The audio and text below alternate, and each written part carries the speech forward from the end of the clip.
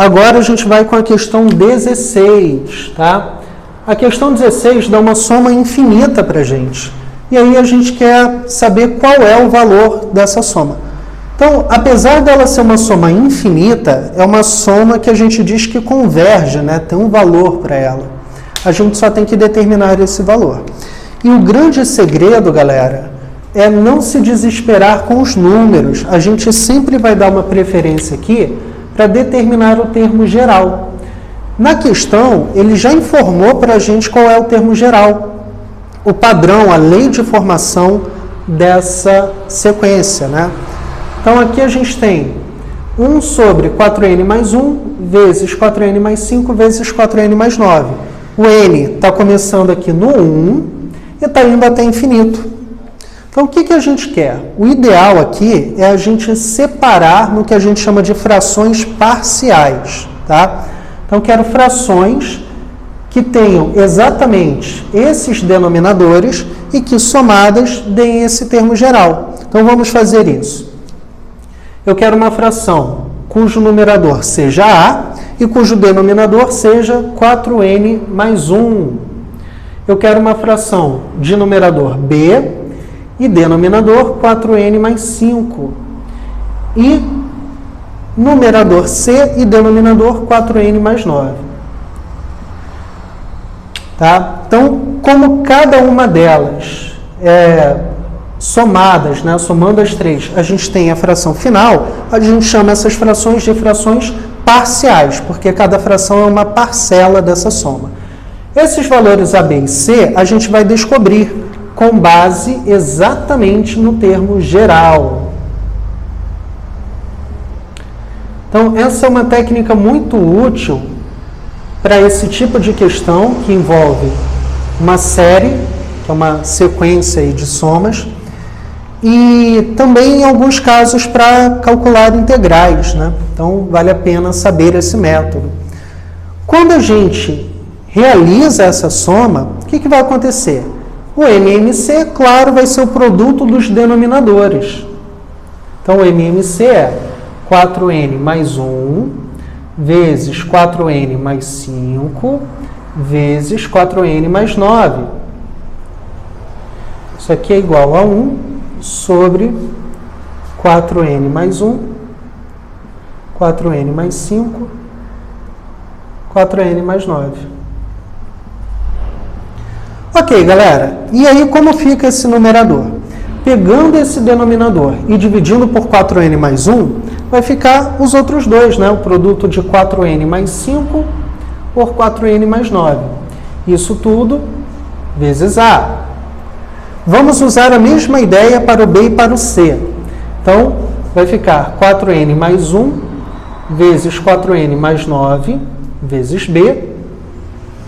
E, finalmente, 4n mais 1 vezes 4n mais 5 vezes C.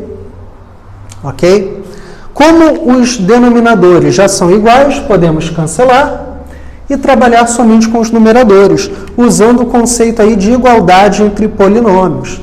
Reparem que a gente vai desenvolver esses produtos. Então, desenvolvendo o primeiro, a gente tem 16n ao quadrado mais 9 vezes 4, 36n. 5 vezes 4, 20n. Então, a gente vai ter aqui 56n. E 9 vezes 5, 45. Tudo isso multiplicando A. Multiplicando B agora. 16n ao quadrado. Aqui a gente vai ter 9 vezes 4, 36n, mais 4n, então isso aqui vai dar 40n, mais 9. Tudo isso vezes B. E o C? A gente vai ter aqui 16n ao quadrado de novo, mais 20n mais 4n, ou seja, mais 24n, mais 5. Tudo isso vezes C, igual a 1. Gente, reparem que vamos ter aqui um polinômio do segundo grau. Então, se a gente considerar 1 como um polinômio também de grau 0, a gente tem aqui uma igualdade entre polinômios. E aí, basta a gente usar esse conceito. A gente vai determinar grau por grau. Então, termos de grau 2, vamos ter 16A mais 16B mais 16C. Todos eles têm grau 2, está multiplicando n ao quadrado, né? São coeficientes de grau 2. Tem algum elemento de grau 2 na direita? Não. Então, a gente coloca aqui 0. Grau 1, n elevado à primeira. A gente vai ter 56A mais 40B mais 24C. Também não tem elemento de grau 1 aqui, então 0. E, finalmente, grau 0, a gente tem 45A mais 9B mais 5C, e isso tem que ser igual a 1. Então, basta a gente resolver esse sistema. Vamos simplificar todas as equações em que for possível, né? A primeira, por exemplo, a gente já pode escrever que A mais B mais C é igual a 0. Simplifica tudo por 16. A segunda, 56, 40 e 24 são múltiplos de 8. Então, a gente divide tudo isso daí por 8. Vai ficar 7A mais 5B mais 3C igual a 0. E a terceira, infelizmente, não dá para simplificar, né?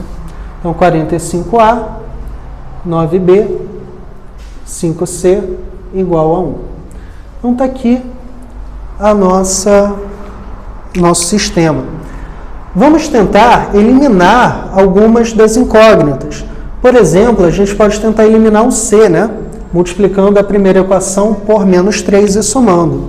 Então, multiplica isso daqui por menos 3 e soma com a de baixo. A gente vai ter 4A mais 5B menos 3B mais 2B igual a 0. Isso diz para a gente que 2A mais B é igual a 0 e, por sua vez, B é igual a menos 2A. Se B é igual a menos 2A, a gente já pode também achar uma relação entre A e C, simplificando, substituindo aqui na primeira. Então, A mais B mais C, só que B vale menos 2A, mais C igual a 0, menos A mais C igual a 0, C igual a A. Se C igual a A, B igual a menos 2A, basta determinar o valor de A, substituindo todos aqui na terceira equação. Então, 45A mais 9B, então aqui menos 18A, mais 5C, então 5A, igual a 1. Então, aqui a gente vai ter 45 menos 18, que dá 27, 27 mais 5, 32. 32A igual a 1, então nosso A é igual a 1 sobre 32. E o C também, né? Porque C é igual a A.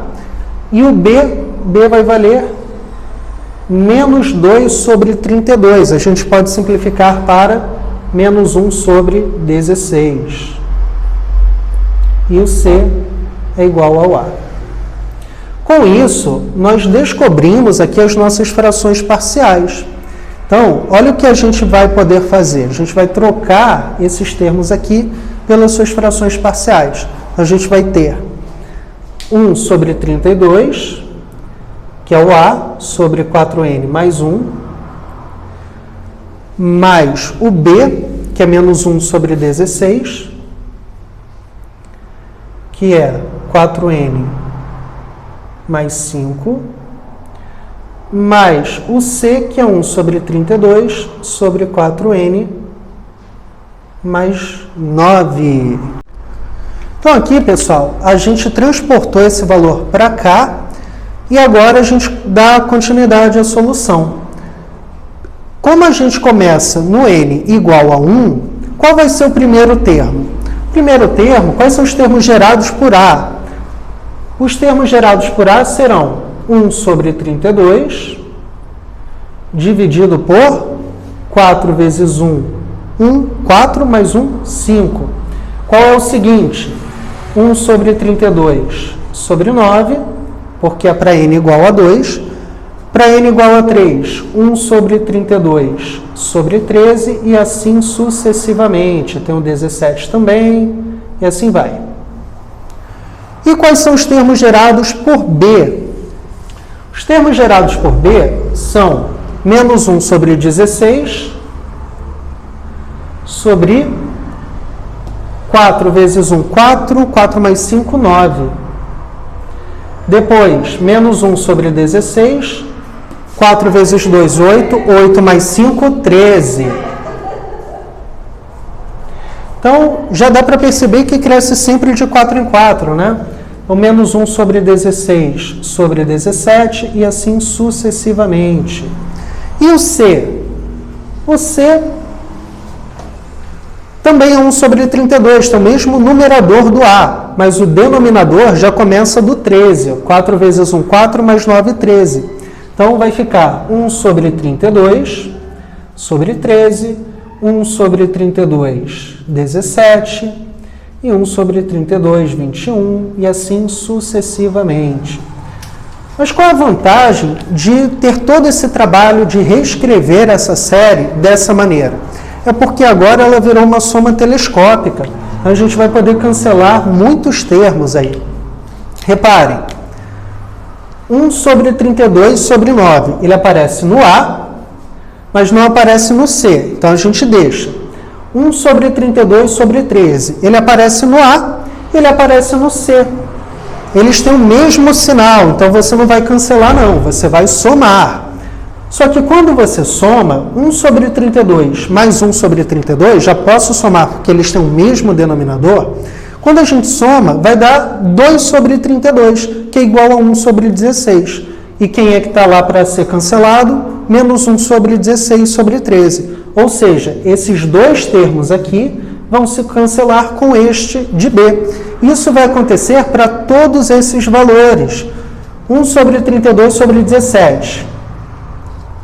Aparece no A e aparece no C. Quando eu somo esses dois, dá exatamente esse termo do B, então cancela todo mundo. E assim sucessivamente, galera. Isso vai acontecer indefinidamente.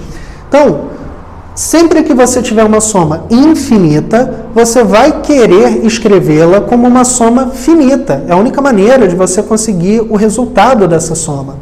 Tá? Então, aqui, o método foi frações parciais para chegar numa soma telescópica. Então, quais são os valores que a gente tem que somar? 1 sobre 32 sobre 5, quem escapou do cancelamento, né? Mais 1 sobre 32 sobre 9, menos 1 sobre 16 sobre 9. No C, ninguém escapou do cancelamento. E ainda tem 1 sobre 15. Por que 1 sobre 15? Porque ele não faz parte dessa sequência, tá? Ele é um elemento estranho. Então, o primeiro elemento dessa sequência, o elemento que tem n igual a 1, é esse termo aqui. Então, 1 sobre 15, em nenhum momento ele está sendo escrito dessa forma, ele não segue esse padrão. Então, basta a gente terminar essa conta, ok?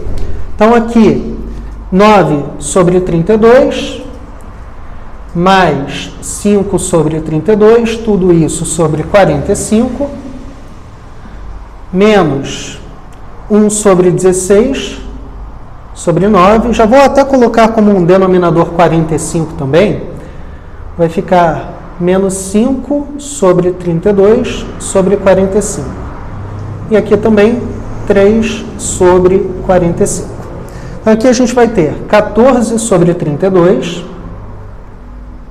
Aqui, na verdade, é 5 sobre 16, né? Eu só multipliquei por 5. 5 sobre 16. Vamos ter 14 sobre 32, menos 5 sobre 16, mais 3, tudo isso sobre 45. Isso aqui é igual. 14 sobre 32 é a mesma coisa que 7 sobre 16. 7 menos 5 vai dar 2 sobre 16, mais 3, tudo isso sobre 45. 2 sobre 16 também é 1 sobre 8. A gente tem 1 sobre 8, mais 3 sobre 45, que vai ter como resultado 3 vezes 8, 24. 24 mais 1, 25. Então, 25 sobre 8 sobre 45. Podemos simplificar por 5. Então, aqui a gente vai ter 5 sobre 8 sobre 9, que tem como resposta 5 sobre 72. Mas, professor, não tem essa alternativa nas respostas. Não tem mesmo, ok? A solução é essa e aí essa questão está anulada.